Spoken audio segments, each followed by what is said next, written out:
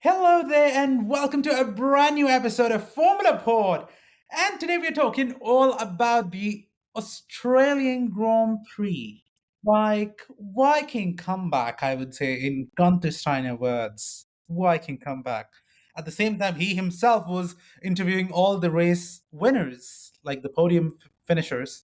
And it was a pretty interesting race for once. And you could actually feel what happens when a Ferrari wins. And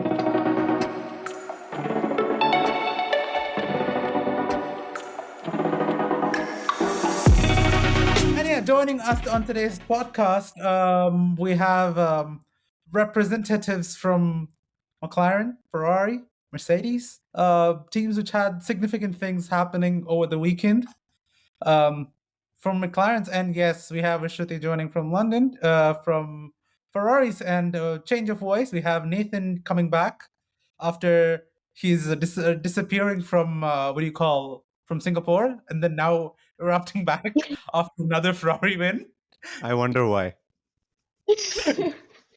And then, of course, the man from Exeter here, the Mercedes genius. No, I don't think I'll call myself a genius, but it's good to hear that from Arjun. Yeah, please take that as a compliment. Well, yeah, so welcome everyone to the show. So let's kick it off with the Ferrari 1-2. 64th time out of their more than 100 years in F1 racing. A 1-2. Normally, this is something which they should be like 64 is too less of a number, I feel. Like, because Formula Yeah. One pays them like a heritage fee, and yet they are not living to the heritage. But 1-2 Ferrari, like clean overtakes, like just Carlos Sainz was just flying. It just got to a state where everyone was like, okay, a person having an appendectomy and then the next week they race, they will win. It's just gone to that state. But yeah, I want to get like firsthand what do you call feedback from Nathan. Like, as a Ferrari fan, seeing a 1-2 after 2022 in Bahrain, what were your thoughts? I think it's gonna be like a repeat. If you play the Singapore Grand Prix podcast and you hear my reaction over there, I think it's pretty much the same. It's the same driver that won, but this time it's a 1-2, so it's even more special, to be honest. And appendicitis for the win, honestly speaking. And well, this all came into being because of a driver that DNF'd as well. But honestly speaking, it was just a treat to watch Ferrari being there on the top step of the podium. They deserve to be there. We've seen Red Bull dominate these past 3 to 4 years now, and it's always really nice to see like another team, going back to the top step of the podium. And Ferrari, like you said, who have finished 1-2 64 times, they're not like a stranger to the top step of the podium, and it's a pretty good feeling as well. And the vibes after the race got over with I think some of the images of like Carlos's dad and Carlos on the podium, that was just amazing to see, as well as the Italian national anthem being played. It's just a vibe. I'm just telling you, the Italian national anthem needs to be played every weekend. I'm telling you. Ferrari need to win. No, of course, that was like for a minute I was like, okay, this is basically like a full orchestra over here. Just like this doing like you've got like the vocals, then you've got like all of a sudden everything felt like okay, it was very different. It's not like say for example like Lewis Hamilton or any of the British drivers winning in Silverstone. No one gets like a song being like, "Oh Lord, save the king" kind of a thing happening over there. That's not happening. But instead, like this, I don't know how to even describe that. That's like a different emotion because again, probably say a lot of people in Ferrari are Italians, so it just like the crowd just roared. I feel like it's the requirement of their job to like you have to you have to sing the Italian national anthem. I feel like that's like a requirement when they apply to I to like a I, person Ferrari. I really just now think what Lewis Hamilton would do not knowing the Italian national anthem. I He think needs to learn the based Italian on national anthem. what happened this weekend, I think he's already started learning some Italian, going through the Italian national anthem.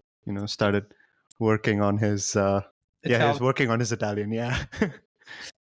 His very Italian identity, I feel.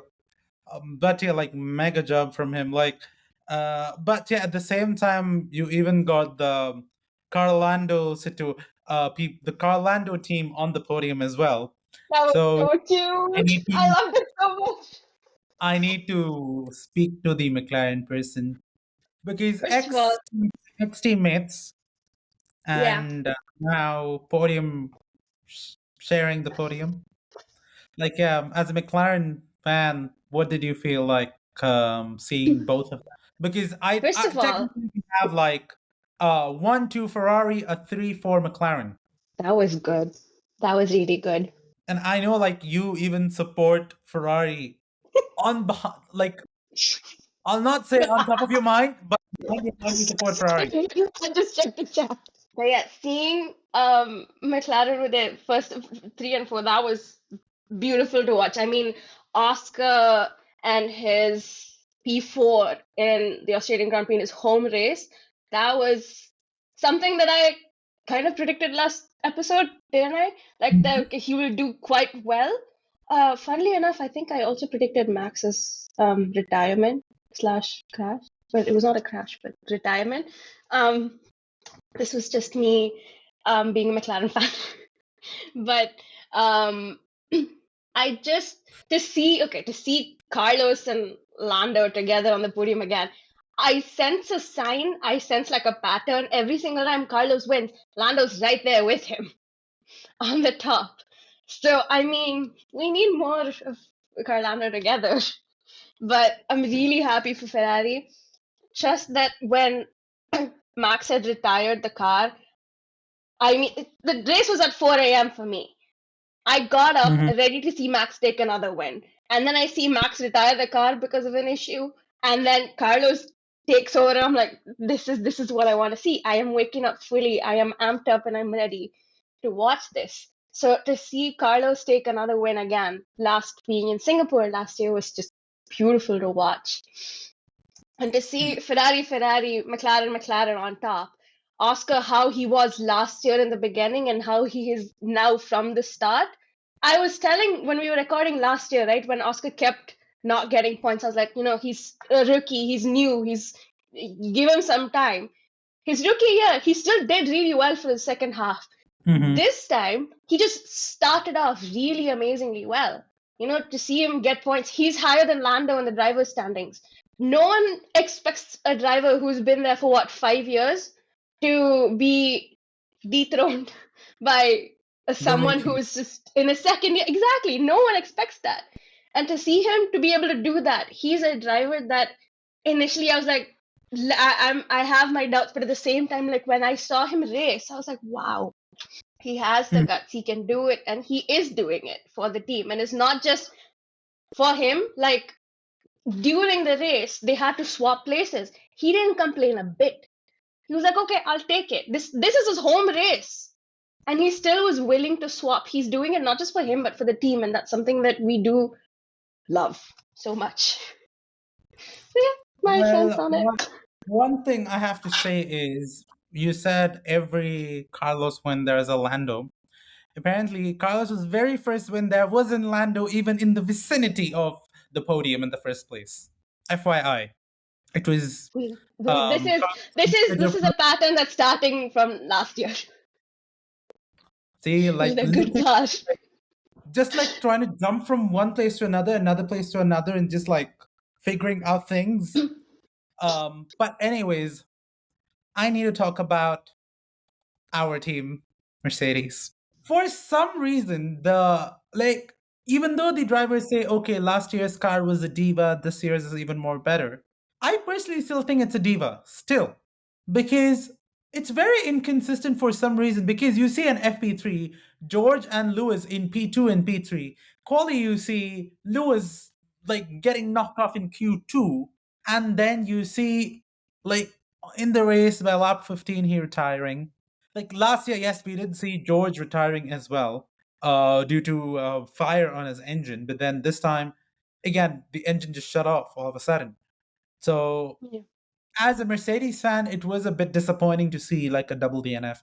But it's not just on my end. Like I need to even ask me here, like seeing that, like what were your initial thoughts or initial feelings though? Because I know like it isn't easy to see like a double DNF. Obviously, it was devastating for anyone who is a Mercedes fan. When Lewis said he has a PU problem, a power unit problem, I genuinely thought they would do something about it at that moment, but I don't think they really could do anything at that time. It would be too late. And Melbourne is a very quick-paced racetrack.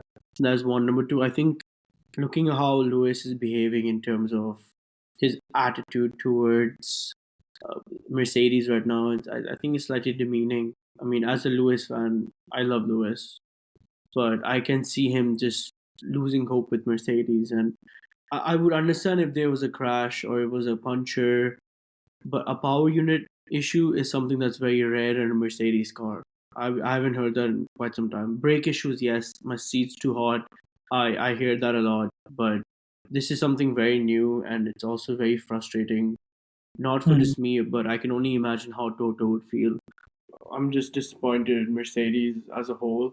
I think I'm going to be very honest. I'm actually having second thoughts on other teams. But I mean, I love Mercedes, but I think if I had a backup choice, where okay, if Mercedes is not doing well, at least she's gonna kill me.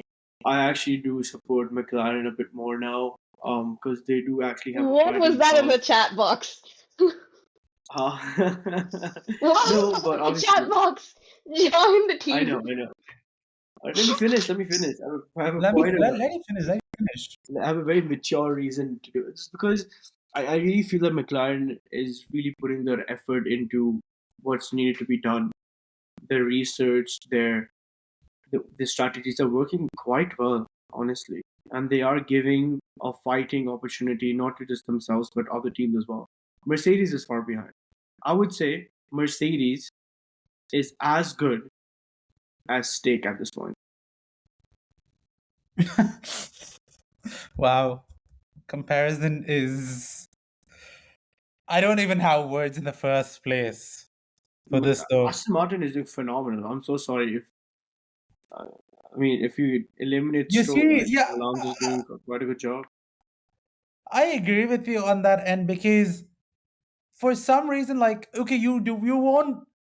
I don't know. I don't even know how to kind of say this, because it's the worst start to a season Lewis Hamilton has ever had. Even his rookie season, he was doing a lot better, Yeah. a lot better. Lewis doesn't seem confident with the car at all. Like each and every interview that he had post like session, he was like, "No, the car's not doing well." I think the only time where he was like, "Oh, the car's doing slightly better," or was the best the car's ever been since the beginning of the year was FP3. That was The it, and that was a fact what? That was what a P5, A P2 P2. Wow. Okay, was a but I P2. guess that's it. It's just that was the one time where his car actually felt good for him, and you could see it in the stats. the fact that I know I'm talking too much, but the fact that Lewis said that on the radio that oh my god, Perez is really quick, that really shows where Mercedes stands. Because Yeah. if Lewis saying that on the radio and he knows this is all public, Lewis knows everything's public. Lewis knows Yeah, the that fact that it was whatever he not the says. fact that it was not just Lewis, but George as well. I feel like Yeah, like George doesn't complain anymore. George is trying to put his head down and try to focus. Yeah. Lewis complains. I think he needs to stop complaining and just start focusing on Ferrari, because you're really losing it with Mercedes. Like we can all see you're frustrated. But No, I like have a question to ask, Arjun and Mihir regarding the situation of Hamilton. Um, is it at all surprising that he's performing this? It's not performing, to be honest, but his confidence with Mercedes is at a all-time low. The results aren't coming in the way it's supposed to be, and isn't that kind of expected, because well, he's already signed a contract with Ferrari for next year, and based on how Ferrari are performing and based on his team and how he feels with Mercedes, he is itching to get into that Ferrari car, if I'm being honest. And look, and it's not just Hamilton. I mean, if you look back in the past with other drivers as well, who were reaching the end of their term, in a team. For example, Sebastian Vettel in Ferrari, his last year wasn't that great. I mean, obviously the circumstances were a bit different. The car was not that great. Looking back at the past, the other drivers as well, Alonso is a bit of an interesting situation because he just kept changing teams. But it's always just there's a lot of correlation with like drivers signing a contract for next year before the season starts and then just not performing well. So I think it was pretty much predicted, if to me at least. I absolutely agree with Nathan, but here's the thing, Nathan. Hamilton's always been with Mercedes. He's never changed. So I really don't think what you're saying relates to this, because Mercedes has really built his personality to what he is today. And I don't think I think his winning spree, that momentum, the charisma that he has is dropping down because he has something to believe in. And then when you believe in something, which makes you want to believe that, okay, you know what, this team can make me world champion. When it starts not giving the same results, you still love the team. You're kind of frustrated. But I'm pretty sure Lewis, as a driver, he really, I mean, from his interviews and the books I've read about him, he really appreciates how Mercedes has really built him. But there's only much you can do. So I don't think the fact that he's shifting teams, that's why he's not performing well. I just think that the car's not doing, or the team's not doing well as it should be. And if I'm not wrong, Arjun, didn't Lewis say that Mercedes is not really listening to the drivers? They're doing their own thing. They're not letting the drivers express or give them feedback, saying, look, this is what's needed to be done. And Mercedes is like, no, you're wrong. Data is showing this. So Yeah, he went actually public with that on Netflix though, for the previous season, where first the mechanics didn't hear, and then finally they were like, "Oh, probably what you said was right." Yeah. Because probably say I would say okay, last year for example, Monaco gave me some hope, because from Monaco onwards I had some hope on that W14. I thought W15 may be even more better. They finally told, okay, they're overhauling the complete car concept, X, Y, Z, everything. But still, I don't know. Something still feels a bit too missing, because when I started watching Formula One, the Mercedes I saw back then and the Mercedes I'm seeing right now are not same. Not same even by the slightest margins also. It's extremely different. And because the entire attitude itself is different now. But So I also, again, I don't know. also, It is a tough time to be a Mercedes fan, to be very honest, because you are now having second thoughts whether you want to change your fandom to a different team. Because personally, as Mihir said, even I'm also having second thoughts now. Yeah, I heard like half an hour of that yesterday. He was like, do I shift? Do I No, change to but- Ferrari? Hamilton's going, I might as well go as well. They're not doing so great. But I mean, you have a point. Mercedes is not doing so Like, great. see, you got Fred Vasseur pulling the absolute masterclass moves on that team. Yeah. Okay, I feel like Fred Vasseur is one of the good things that has happened to Ferrari in ages. Yeah. I would say that. Okay, like after Kimi Raikkonen, it is what do you call this with Fred Vasseur, who is a good thing for Ferrari. Absolutely. But then at the same time, I know I've been there. As a Ferrari fan, I've been there. Trust me, I know how it feels. And the only thing I could really say from as a Ferrari fan who has kind of gone through that traumatic situation, look, the future is bright. The future is really bright. And yes, it's going to be a big change in Mercedes. Hamilton, a 7-time world champion, they've got to move on. And yeah, the car might not be in a good, at a good stage right now.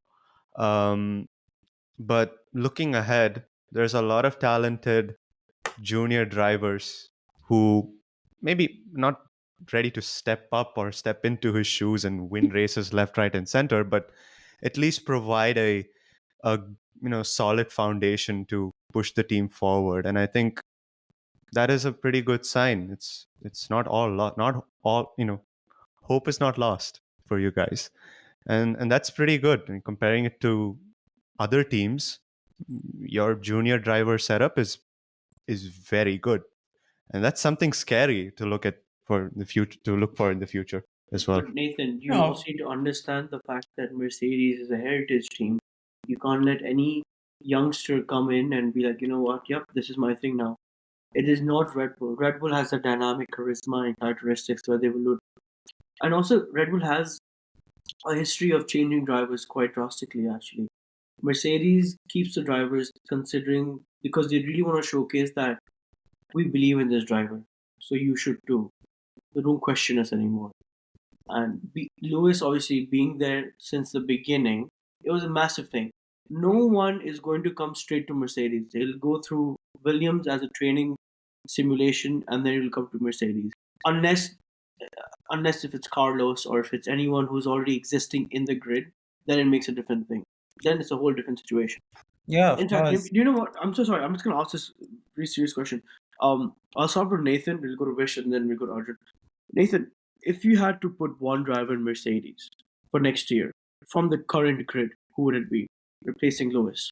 And this is not, if they can get Max Verstappen, then yeah. I mean, because Mercedes are that type of team. Look, they've had a 7-time world champion in Lewis Hamilton drive for them. They've had the excellence and caliber that he's provided through in that team for more than 6-7 years, 8 years almost. So you would expect that level of driver to come in and perform and win and basically push the team.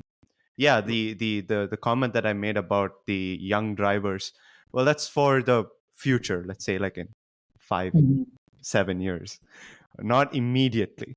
Right now they need to look at getting some experienced driver, and I think Max fits the bill. And if I'm thinking of like a really realistic choice, Carlos is a good choice, and Carlos is hot on the market right now. Christian Horner came out saying that he's one of the he's like a Candidates for Red Bull. candidate for the Red Bull seat. Yeah, so He used the exact words being like, we have a race winner who's a free agent. Wow. yeah. Okay. Vish, what about you? I do agree with Nathan in terms of the Carlos signs because I feel like Carlos would do quite well. He is doing really well right now. If anything, if someone really wants Carlos, they're gonna have to snatch him up. And I feel like he would do well with Mercedes. Okay. He's already driven under a Mercedes car in terms of like with McLaren, but so he knows how that works. But I want to see how he would do with a Mercedes in a Mercedes engine, in a Mercedes car with a Mercedes engine. That would be hopefully better for him. If not, going by our theory of taking Williams drivers, I feel like maybe Albon. I don't know how he would do in Mercedes, but I mean, you saw George. Could be Alex as well. Give possibly Kimi a chance to come in through Williams. I don't know. Arjun, what about you? If you're looking like that, I personally would put Fernando Alonso. Yes, Ooh. I was actually expecting that answer from you too. I would put Fernando Alonso because a driver who has driven with Lewis, Fernando, a driver who brings almost the same caliber, the same skill set, Fernando, a driver who personally will not complain a lot. He rather wants everything to improve.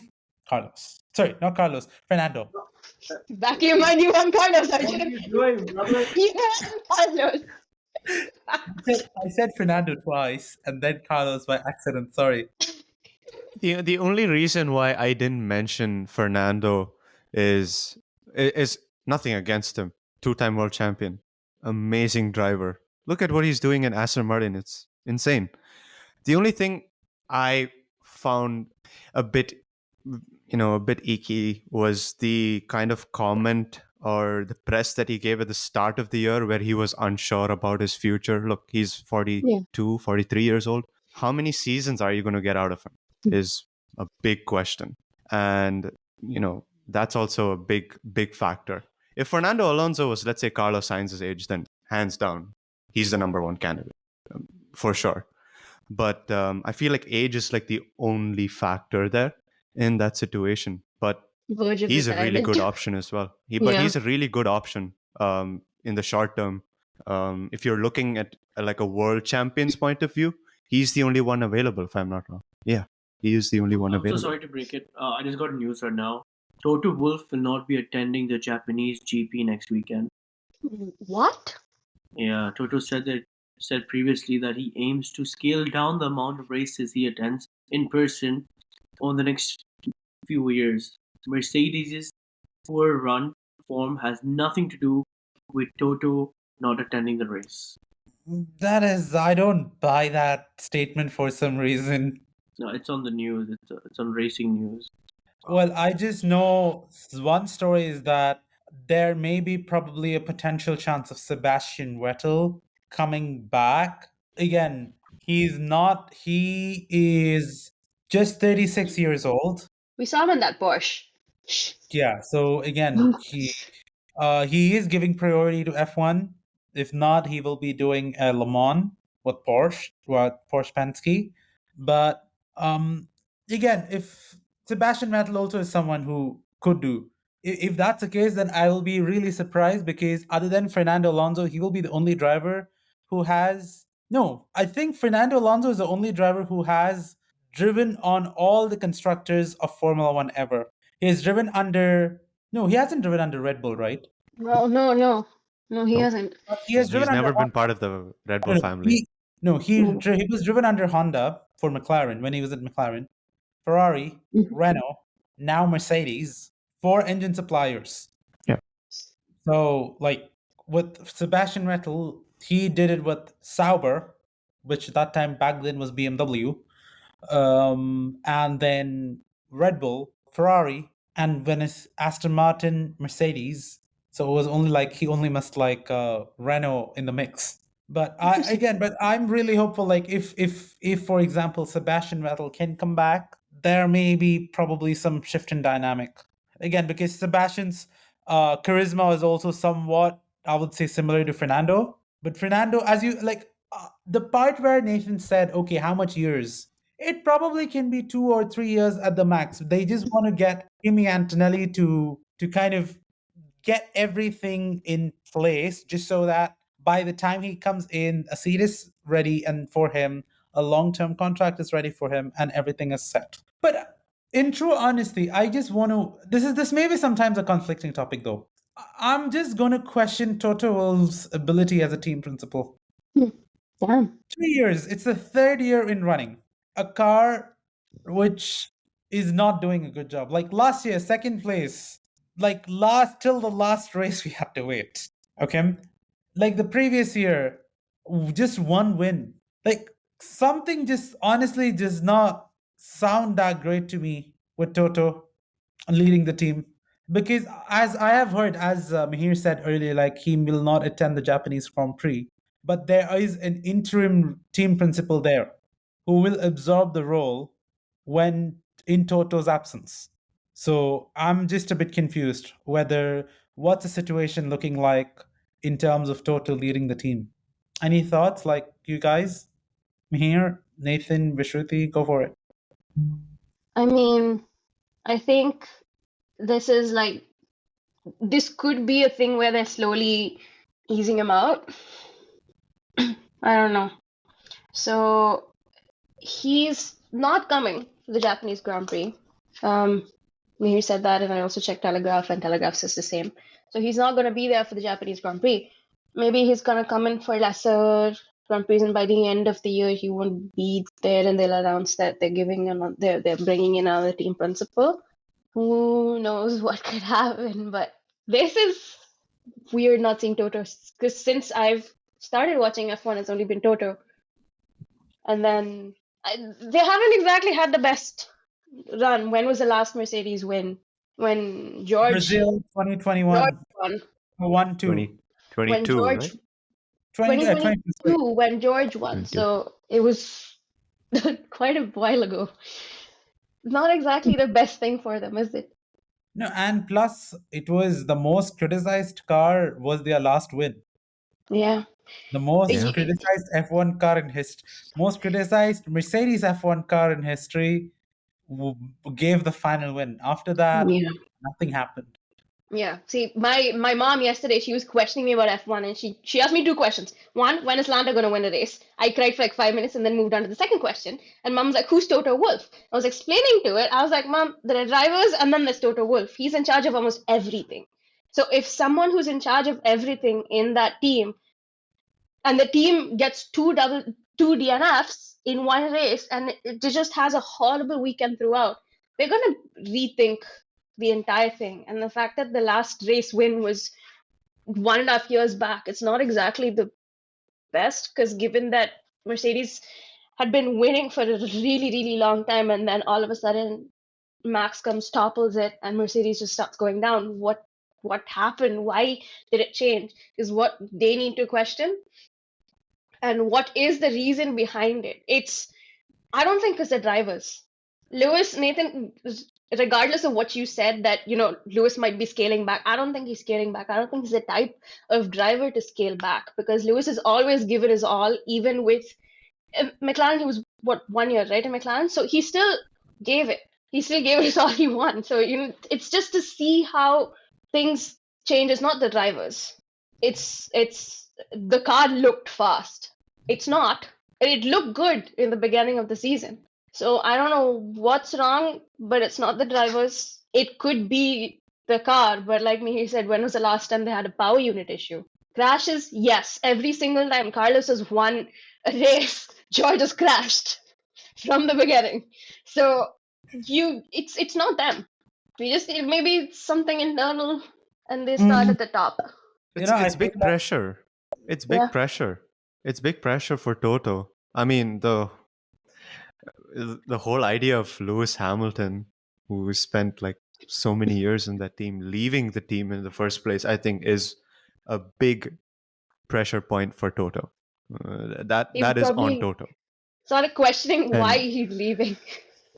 Well, and Lewis has sort of lost confidence with that project, and it absolutely makes sense why the car is performing the way it is. It was really funny when it was the first race of the season when Lewis said that was pretty unexpected, the performance of the car. Was it during qualifying or was it during the race of Bahrain? The car seemed pretty good. Maybe this is just a one-off race. Maybe this is just this one race that. And look, it's a 24 race season.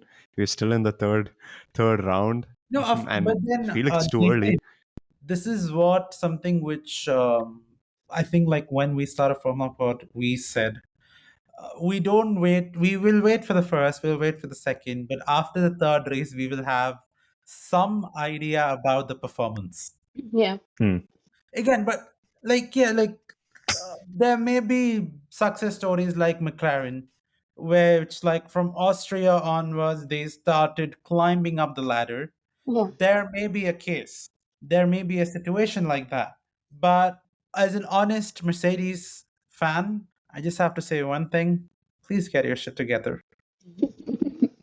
Because this is not entertaining any of the Mercedes fans, please. Just on that. Anything you want to add? It doesn't have to be. Sorry, I'm just gonna butt in before I let Mihir go. It's not just Mercedes fans. Even I feel bad just looking at them, to see a team that's done so well throughout the years just topple. It's not the best thing to watch, and I just need them to do better. regardless of where they come, whether it's above McLaren or below McLaren, I need them to do better because this is not the Mercedes that I first saw. Mihir, anything you want to add up to it? No, I'm just speechless. Yeah, anyways, that was a pretty long Mercedes chat, but moving on. What's with Steak Sauber? Sorry, Steak Sauber. Sauber. Are they really allergic to pit stops? Like, you have a brand new team. You're like, okay, fine. You don't no more want to get associated with Alfa Romeo and then be an independent team. And now Audi owning a full team. Now owning the full team. They really don't want to have a reputation of being allergic to pit stops. Just like 3 races this year, all 3 races, one driver had the most lowest pit stops. Yeah. To a point where I think when Bottas pitted this time, they clocked in 3.4 seconds and they actually celebrated that. I've seen they celebrated the 3.4 seconds, and I've seen comparisons between their pit stops this year and McLaren's 1.8 seconds. I'm like, what's the difference between the both of them? It's like I don't know what's going on with them. I'll say you what's the difference. With McLaren's, you put that on a 0.5 speed. Sorry, on a 1.5 speed. On a stake, it is 0.25 speed. Like slow motion. Everything is in slow motion. Yeah. I did really like the look of that car, but then it is really not doing its job. In all fair honesty, It's not, and it's pretty sad as well. I was pretty pumped up for like, oh look, it's a rebranded team. Obviously, it's the same old Alfa Romeo team, but it's a shame that they're all the way down there as well. And speaking of teams down there, Alpine, ooh, again, didn't Gasly expect with a them. beautiful 5-second penalty. I thought he would do something. I thought Ocon would do something. They again, celebrations. Ocon celebrated when he went to Q2. I never thought I'd see the day where someone was really happy to get into the next round of qualifying. They are extremely desperate. Extremely desperate now that they make it to the points. Yeah. Because That's something Haas and Williams would do. Like 2 years back, Haas is doing quite well. Yeah, look at them now. Relatively well. Haas is doing well. Williams is better than Alpine. We need to discuss Williams this season. This race, though. But there is no way in any season where Alpine Renault was put to the bottom of the table. Never. Like the only 3 teams without points is Williams, Mercedes, Sauber, Ferrari, and Alpine Renault. What happened, Nathan? Why you have given the points? Wait, did you say Mercedes or Williams Mercedes? Mercedes. Okay. I was pretty confused. Took me a split second to realize. Yeah, I was with the engine supplier name. Right. Yeah, that's why. So I don't know. Like probably it may even be a case where like they may even sell the team. Oh. Renault, because Renault has a history of selling their team and then buying it back. Yeah. Because they sold it to Lotus, and then after that, Lotus employed Kimi Räikkönen, and Kimi Räikkönen basically made Lotus bankrupt by getting all the points. I love that. There's a full history of it, so you don't know what happens because there is a fiercely impatient Andretti waiting for a race seat, 2 seats there. So if Haas is doing better, that means they have no option with Haas. So now the next best struggling team, they will fund and they will get the thing done. Then it's like what a done deal. But yeah, Williams. Oh, that was Williams. The situation what turned around at Williams basically shows how underfunded and how old the team is. Yeah, the fact that James Vowles had to say, "Oh, we had to compromise on something," and it was a chassis, is concerning. You didn't hear the actual bit. They track paths using an Excel sheet. No, No, they're such an old team. They were a team that used to win. That's what James Wall said, because normally with other teams they have particular softwares and systems in place to Yeah. track paths, track progress. They do this over an Excel sheet. They are that much behind the grid. That much. Talk about tradition. Hey. You talk about tradition. You have got Ferrari, you have got McLaren. They all are teams from beginning onwards till now. They are the same. Do they track their parts using an Excel sheet though? They don't. Again, that's what, because they got Why?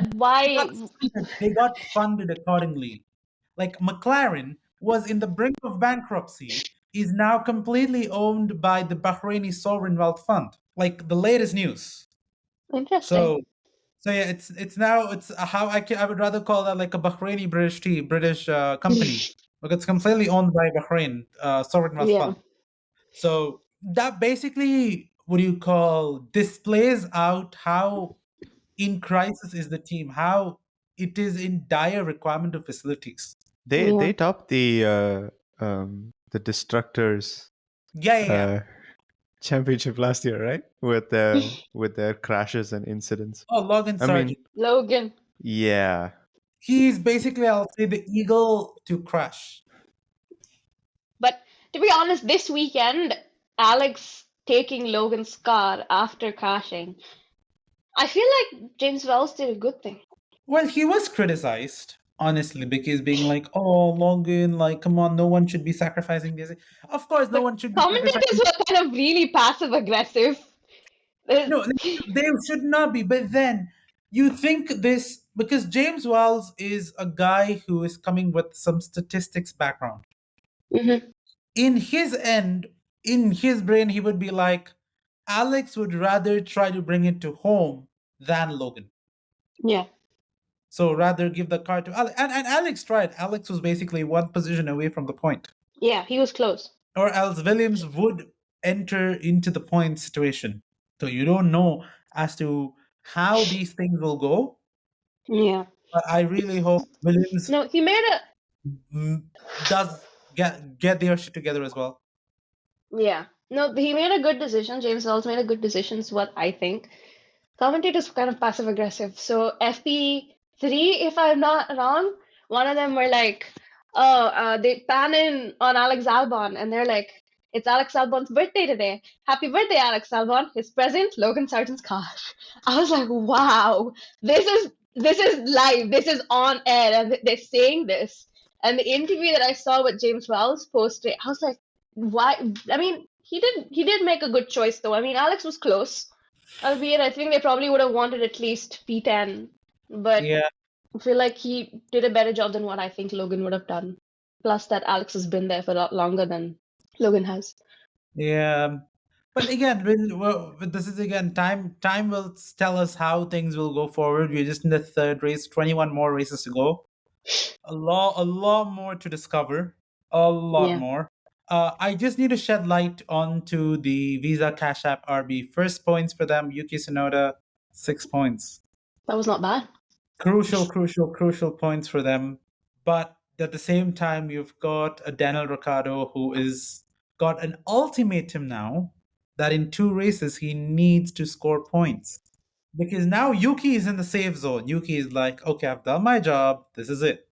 But now it's Daniel's time to basically earn some points for Visa Cash App RB, or else he has a very impatient Liam Lawson waiting for that seat. Very impatient Liam Lawson. I can't believe it. I mean, I can't believe it. It was just last year that Ricardo did a test with Red Bull, and Christian Horner was hyping him so much. You know, he's up there with Max. He's, you know, one of the candidates to replace Perez if Perez doesn't perform well. And now all of a sudden he's underperforming, and it's a bit of a it's a bit of a shock, to be honest, as well. Yeah, it is a shock. It's not the to car. see him. Yuki's doing comparatively better. It's not the car. I don't want to say it's Daniel, Because Okay. he did the testing with Red Bull, he did really well, but I don't want to say it's Daniel. Maybe it's Daniel in the wrong car, maybe it doesn't suit him, I don't know. Well, again, again with Daniel in Red Bull, realize he's in the fastest car on the grid. Yeah.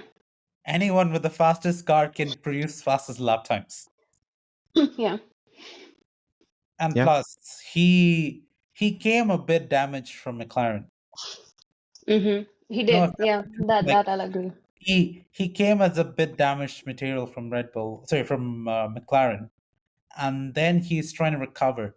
At the same time, he's been completely pressured. Like, again, I personally feel if he was on a Mercedes, he sometimes might have done a bit more better. I don't know, but this is what I personally feel. But yeah, I feel like we have been talking a long time, and Mihir is just like, okay. Actually, I was like, are you good?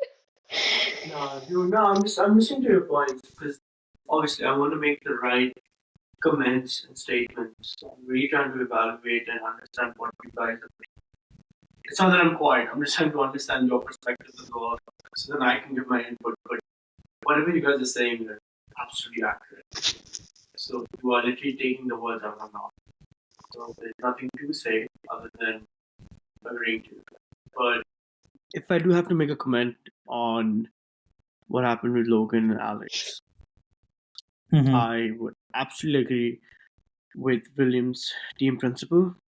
Logan's a great driver, don't get me wrong. But at the end of the day, the team principal has to make decisions based on what's better for the team, not for the driver. It is the driver's job to perform. And if he doesn't perform well, he's not doing his job properly.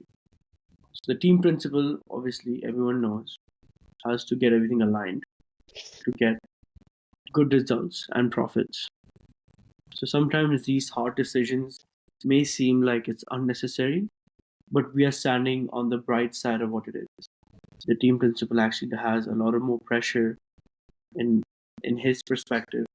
So it's always the villain that makes the greatest moves, and people think he's a culprit. But in my head, I think he made an outstanding move because he's not thinking about the driver. I mean, he is, but the team comes before the driver. He's representing the team, and if the drivers don't do well, what's the point? And Alex is not only a better driver, but he is also, even he agrees the fact that what they did was wrong. Alex is not taking advantage of the situation, but Alex knows that data speaks louder than words. Yeah. That's all I'm gonna say. But I love Logan, Whenever I hear Logan's name, I'm just America, Eagles, McDonald's, basically,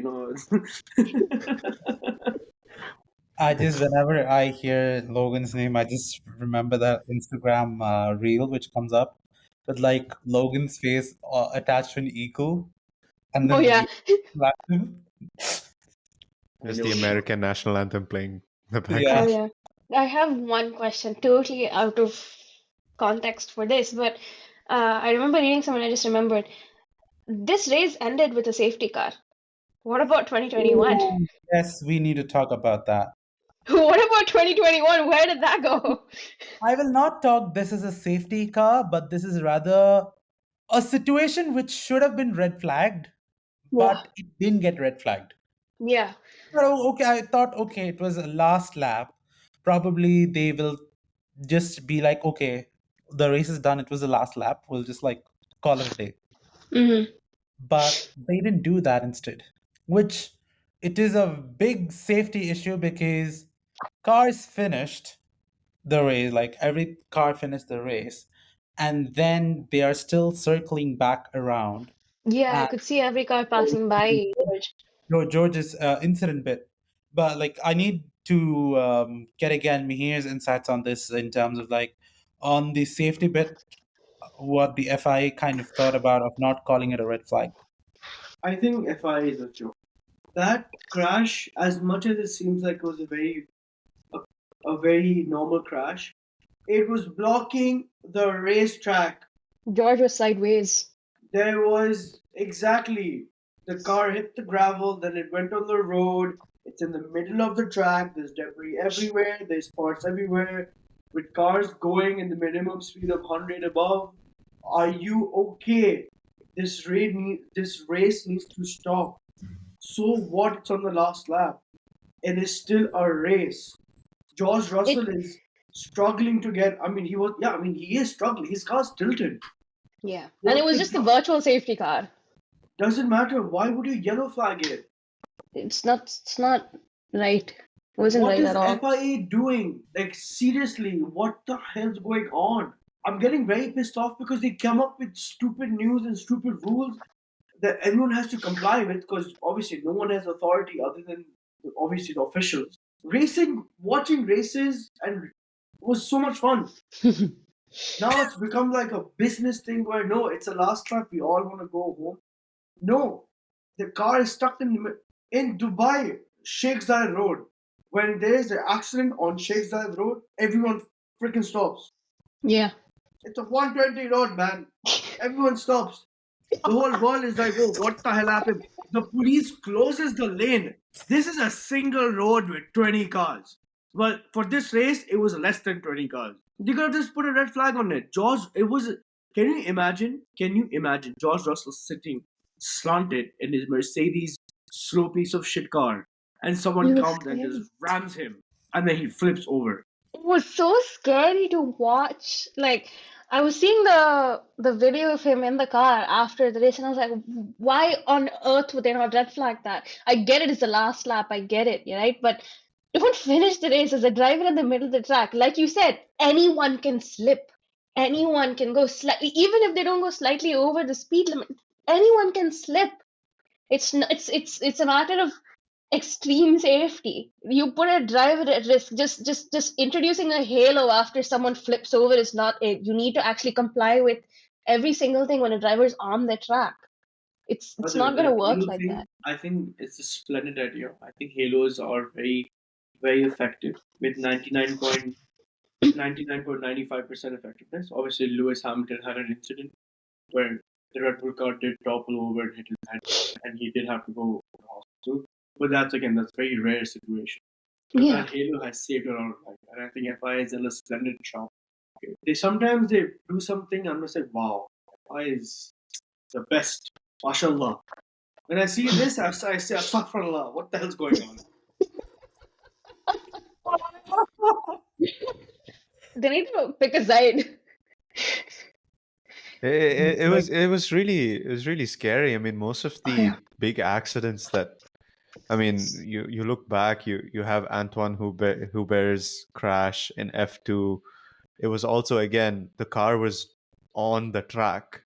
It was high speed, but this time Russell's car was tilted. I mean, I heard the radio message that that was broadcasted. I don't think it was broadcasted, but I saw a clip. He was yelling red flag, red flag, red flag. Yeah. He kept yelling red flag. I'm like, why wouldn't they? You could see it on his face as he got out of the car. They were panning into his face. He was traumatized by it. No driver has to go through that. When there are drivers on the other side of the road, when it's not part of the track, then you give it a red flag. But this man is on the track, sideways, with a much, much, much higher chance to actually get hurt, die, and yet you don't want to do that? No, like, I even want to point out in the bit where when Max Verstappen was getting his car back to the pits, on the very last corner, I basically did see one bit which actually just came off from the car. Yeah. And then when he's going down to the pits, into the pits, then you see this big smoke that comes out. Yeah. Okay. I was like, that is basically debris on the track. Mm-hmm. Why isn't a safety car or like a virtual safety car called? Like, George's thing is legit safety car. It's either legit. You need a safety car, you need a red flag. Or you red flag the race. No safety car, you need a red flag. You need everything to stop. When a man is on the track sideways in his car, you need to stop the race. You can't continue on like this even if it's at the lowest speed. And he's on the middle of the track. He's in the middle of the track. Australia is not wide. Maybe that's how they do it there down in under. Maybe that was not a corner. Maybe that's how That they do was it down and bad. under. You never know. We don't know how things go there down and under. I love the fact that I keep saying down and under. I don't know why. It's such a great expression. That's how we do it down and under, mate. Carlos, Sky Sports is post at the end. Carlos upside down for the win. Oh my god. Vish, you think you're so funny. No one's laughing. Yeah, no, they're laughing. I'm fine. I like my jokes. I tell my jokes. If I laugh, I'm okay. Yeah, okay. This You're not fight okay. will never end. That much We I know. have to. Every single time we record, every single time I'm on a call with me, we will fight. And also just a special mention to Alpine's social media team, whoever is handling their Twitter. Beautiful. Like, dude, Both Alpines have overtaken Max's. Seen I something so understand much you're in my life. excited. I understand you're excited, but dude, It entertained us. Trust it entertained us. It made the Australian Grand Prix a very interesting race. but yeah, moving forward is Japan. Again, it is a completely different circuit. I'm so First excited time for Japan. Japan is being the fourth race on the grid. I am banking on a Lando win. I need Lando to win. It's not a want, it's a need. I need Lando to win Well, this it's race. Japan. For various Japan. reasons. Arjun, you know my reasons. Again, I understand that, but it's Japan, and it is the home ground of Red Bull's engine suppliers, Honda, And you. and Yuki's home ground. So it's even more interesting because you have like You two want to home take last year races. into consideration? Because you have like Yuki in Japan, Zhou in China, and then which guy next? And then after that, you have Miami, what's basically no one's house. Well, No one stays US. there. If we want to count US, then Then no, Logan is in Circuit of Americas. That's different. And then you have what do you call Emilia Romagna? That's like Ferrari's ground. I need Emilia Lando at the Romagna podium and then again. Monaco. Imagine I a get so 1-2 there. excited when Imola comes. Imagine a 1-2 there. That would be fun. Ooh, that would be the best gift these two have given Ferrari ever. You know, actually, speaking about crowds, it was actually a shame that, I mean, obviously for safety reasons, I think this year they announced that the crowd was not allowed to swarm the track.